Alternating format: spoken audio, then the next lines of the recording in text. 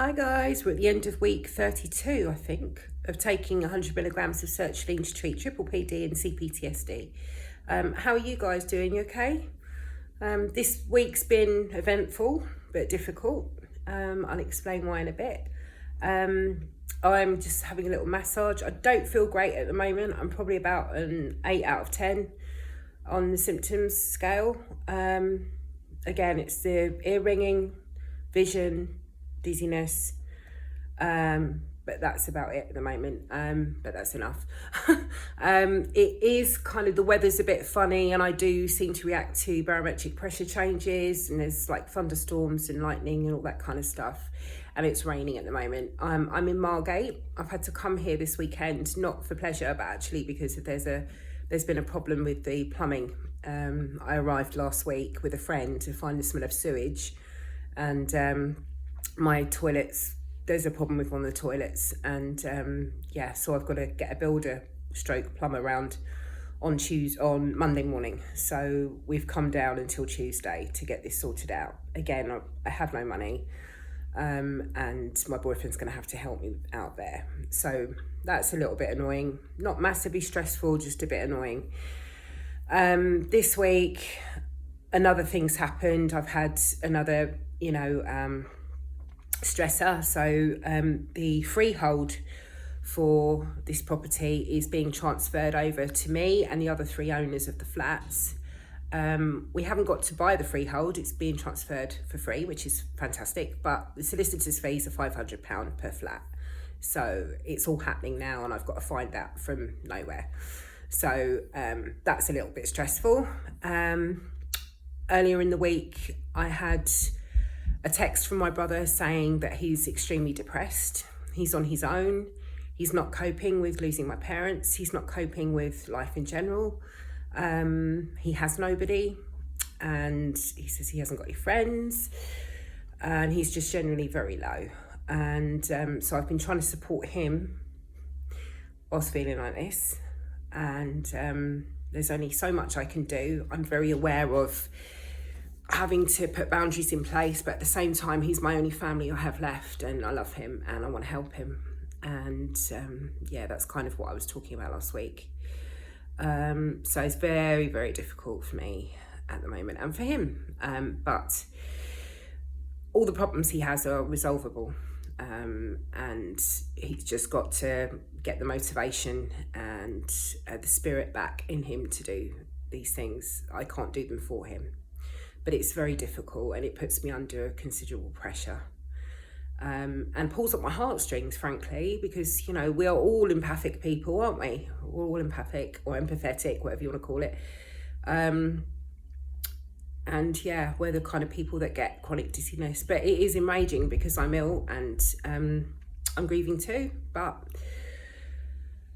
he's on his own. So there's things that he needs doing at his property, and he's asked me to do it for him, which involves a lot of heavy lifting, moving things around, and I also have a bad arm. I've got something called lymphedema. After I had cancer, lymphoma, I had chemotherapy to this arm, and I've got weak veins. And when I used to be a DJ, a speaker came off the wall and fell on my arm and caused a blood clot. And after the blood clot, I've developed something which is I don't even know how it happened, but it's just caused a weakness in my left hand. So lifting is actually quite painful for me, but he's got no one else to help him do it. And he's not got any money either, but, well, we need to discuss this. But I don't know why I'm telling you this stuff. But anyway, so my brother's quite a big worry for me, and he's my only family. So there's been that.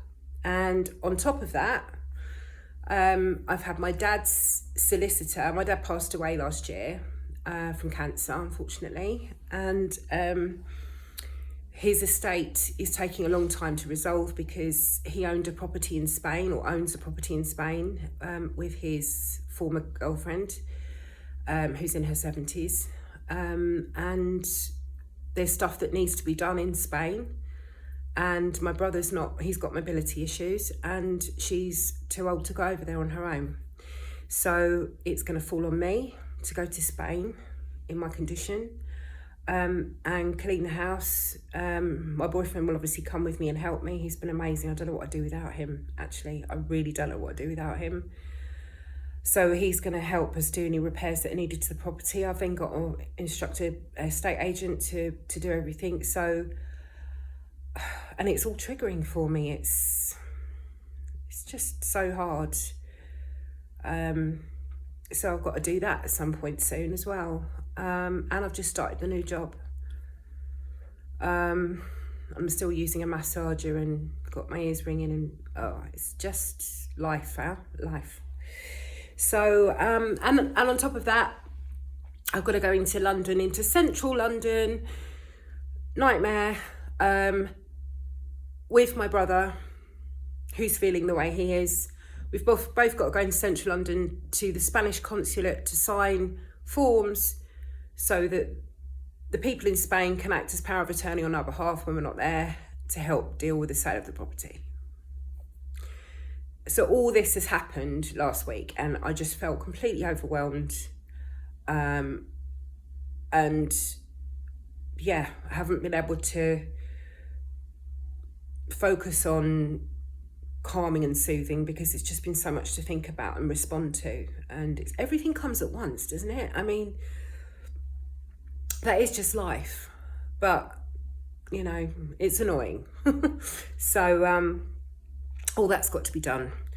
And I thought, right, while I'm in Margate, I know that my other half's going to want to go to the gym for like 4 hours, which he has done. He's out at the moment. He's been to the gym this morning. I didn't feel very good when I woke up. I felt, and I haven't had this for a long time, but I felt like I was floating on water, just lying on the bed. And Matt went away, but for some reason it's come back. But I'm sure it's only temporary. But that started my day off the wrong way. So I phoned my friend Judith, who's got PPPD, and we always chat to each other when we're bad, and she was a great support to me. So I spoke to her for a while, we had a laugh, and I thought, right, as I'm in Margate, I'm just going to take this with me and maybe do some work on this when I'm on my own, which is the Healing Chronic Dizziness Workbook by the Steady Coach. So about a quarter of the book is information, which we probably already know because it's stuff that talks about how you get into chronic dizziness in the first place. And then 3/4 of it is a journal. So there's questions like journal and prompts, basically. So question 1, listen to this, based on the information I've just told you, okay, of what's happened to me in the last week. Day 1, which is the only day I've done, to be fair. Day 1, the question is, what was growing up like in your family? What role did you play? What roles did you have to take on because of the relationships between your family members?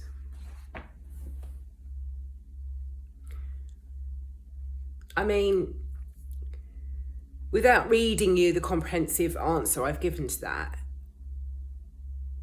I have had to do everything. I've had to pick up the pieces. When my mum died, when my dad died, and now with my brother. And Gary is trying to pick up the pieces for me. And it's hard. And I just think it's amazing that was the first question. I don't know how long you've been following me, but I developed symptoms when I had PPPD after the vaccine, and then developed chronic dizziness about a week to 2 weeks after the BPPV event, which gave me a panic attack. And I got better after 2 months, and then I was triggered back into symptoms at my brother's house when I was doing things for my brother. And now, 2 years later, I'm in this situation where I'm starting to recover, I'm starting to go back to normality, but I'm needed again.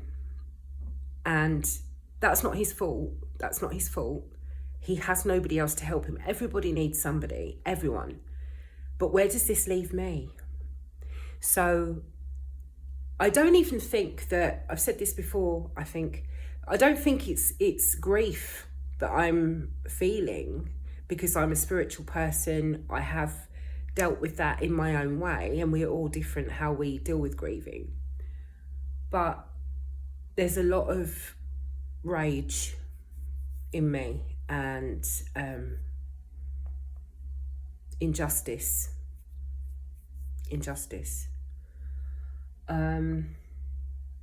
Because I've had a very difficult life already, and this isn't me playing the victim. I'm really not a victim person. I'm not like, woe is me, or why me, and all this. I'm not like that. But it's just really interesting just reading that and seeing the first question. Let me see what day 2 is, because I haven't even got to day 2 yet. What does she say? Day 2. Think of 5 words that reflect your earliest childhood relationship with your primary caregiver or the parent you were closest to. Again, it's to do with parents and family, isn't it? Day 3. Think of 5 words that reflect your earliest childhood relationship with your other caregiver, if there was one. Okay. Day 4. When you were a child, what would you do when you were upset or needed help? If you were sick, distressed, or injured, what would happen? So I'm going to give it a go. I'm going to write some bits down. And I really think that I would benefit from emotional awareness and expression therapy. Can't afford it at the moment, but I'm not even sure that they would do something like that on the NHS. I'll have to have a look, but so I could be waiting for months anyway for it. So it's just whatever. I've just got to try to recognise emotions and actually feel them, and I haven't been doing any of the somatic things because I know what I'm like. I just get obsessed with stuff. I've been doing it when I feel like doing it. I've not been doing it every day. But I definitely feel more, I feel like I trust my body more, which is a massive thing, huge. And also the night sweats have gone, guys. So I now link that to hormones. So the HRT patches have got rid of the night sweats finally. And that's after 2 months. I've got 1 more month left on HRT before I'm up for review. And the idea is that I was going to change my dose, wasn't I, of sertraline, depending on how the HRT helped me out with certain symptoms. Now, I feel that with all this stress and pressure that's needed from me, going to Spain, helping my brother, all that kind of stuff, it's going to be triggering for me as well, because I've only lost my dad a year ago. And I've got to go to his house and do this, you know, it's like unbelievable. And I lost my mum 2 years ago. I'm just recovering from that, you know. So I think I'm probably going to need to go up on the sertraline. And I did say to myself, and I still do, I don't want to take more than I actually need. But I'm on a Facebook group for people that take sertraline. And they ran a poll recently of, you know, how many group members take 25, how many group members take 50, how many take 100, how many take 150, 200, etc. And a majority of people are on 150. I'm only on 100. So I'm thinking I probably should try to go up to just in 25 milligram increments, maybe go up to 125. But I'm going to give it a month more on the HRT. Because the doctor said she didn't want me changing my sertraline dose until the HRT was well enough in my system. So I do need to discuss it with the doctor before I do that. But I think I'm going to need it.